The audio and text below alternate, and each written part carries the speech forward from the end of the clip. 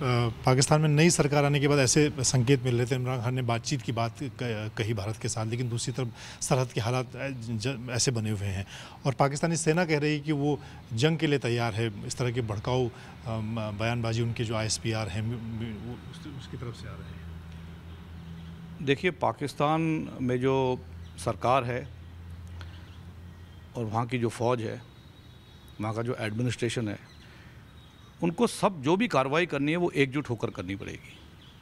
अगर उनकी leadership, political leadership से कोई संकेत आते हैं और मिलिट्री लीडरशिप से कोई दूसरे किस्म के संकेत आते हैं, मेरे ख्याल में जब तक वो पाकिस्तान के ISI को कंट्रोल में नहीं रखेंगे तब तक इस तरह की कार्रवाई होते रहेगी। उनकी कहनी और कथनी में बहुत फ़र्क है।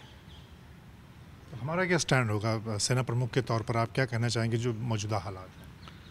हमारा स्टैंड बड़ा क्लियर है। हमारा स्टैंड और सरकार का स्टैंड एक ही है कि जब तक सरहद पार से आतंकवाद को जो सपोर्ट मिल रहा है उसको पूरी तरह से ख़त्म ना किया जाए, तब तक शायद आगे की कार्रवाई अमन और शांति के लिए दोनों के देशों के बीच में नज़र नहीं आती। कम से कम पाकिस्तान को कुछ तो ऐसी कार्रवाई करनी चाहिए जिससे कि हमें महसूस हो कि हाँ भाई, कोशिश जारी है।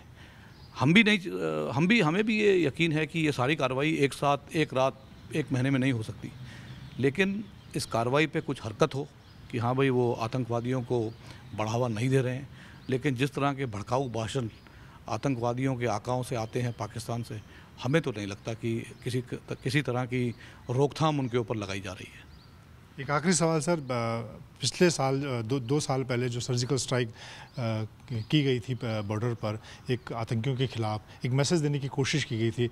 कुछ समय हालात ठीक रहे, लेकिन दोबारा उस तरह के हालात बने। आपको लगता है कि इस 2 साल के बाद अब जिस तरह के हालात हैं, इस तरह की एक और कार्रवाई की ज़रूरत है?